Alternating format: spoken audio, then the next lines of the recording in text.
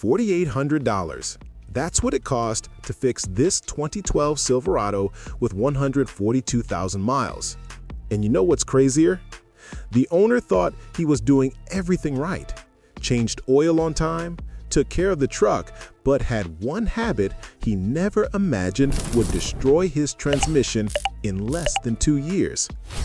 If your Silverado passed 100K miles and you do this, stop now, because what you're about to see can save you the price of a used car.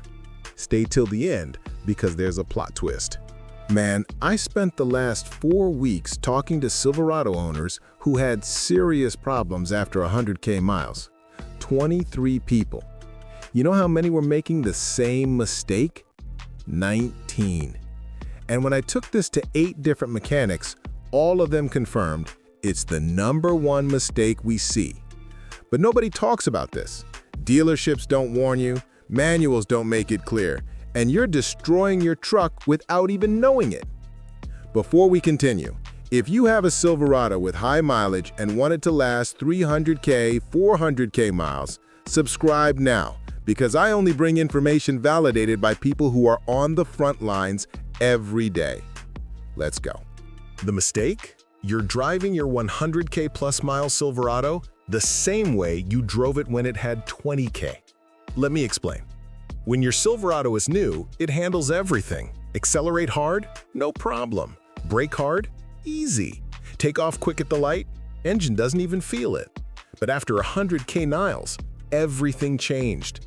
The seals aren't as tight anymore. The shocks don't absorb impact like before. The transmission has clearances it didn't have.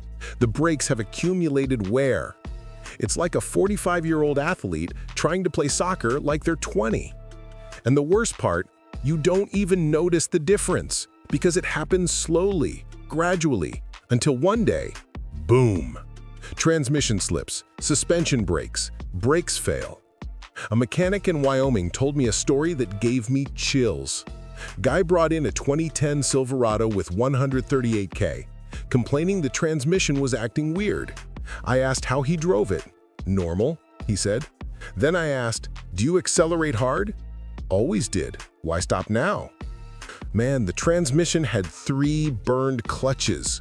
$3,200 to rebuild. All because he treated a 138K truck like it was brand new.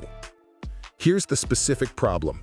After 100K, transmission fluid doesn't protect like before, even if you changed it. Internal components have micro wear. When you accelerate hard, the transmission works under pressure with less protection. Result, the internal clutches slip, overheat, burn. Same thing with suspension. Hit a pothole hard? At 20K miles, the shocks absorb it. At 150K, that impact goes straight to the control arms, bushings, tie rods, everything that's already worn.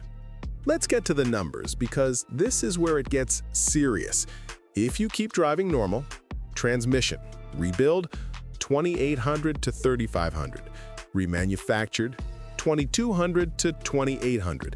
Emergency fluid change when already slipping, $400, and doesn't always fix it. Suspension, control arms, all 4, $800 to $1,200. Shocks plus bushings, $600 to $900. Alignment and balancing, $150 to $200. Brakes, warped rotors, hard driving wears them, $400 to $600. Premium pads, $200 to $300. Total, if everything goes wrong, $4,000 to $6,500. Now, if you change how you drive, cost $0. Time, just change the habit.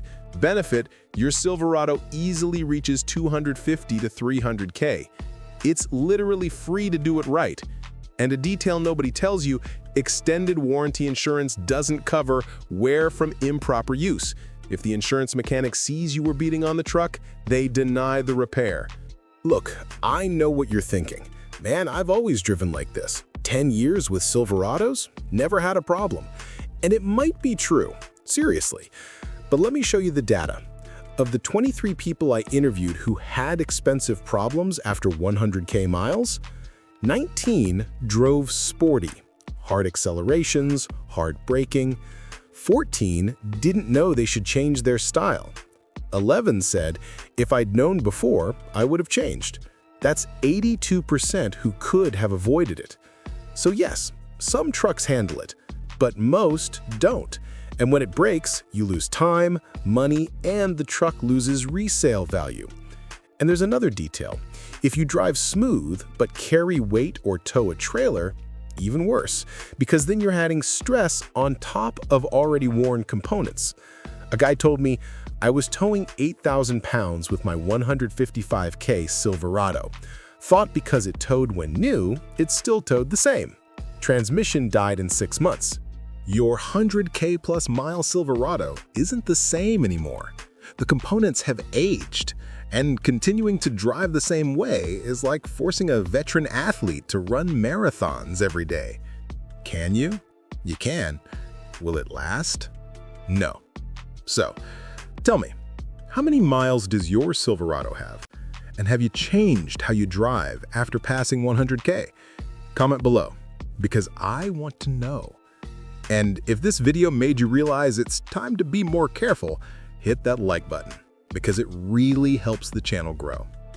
Next week, I'm going to show you the 3 noises your Silverado makes after 150K that you cannot ignore. And one of them, 95% of people confuse with normal stuff. Spoiler, it's not. Thanks, and see you next time.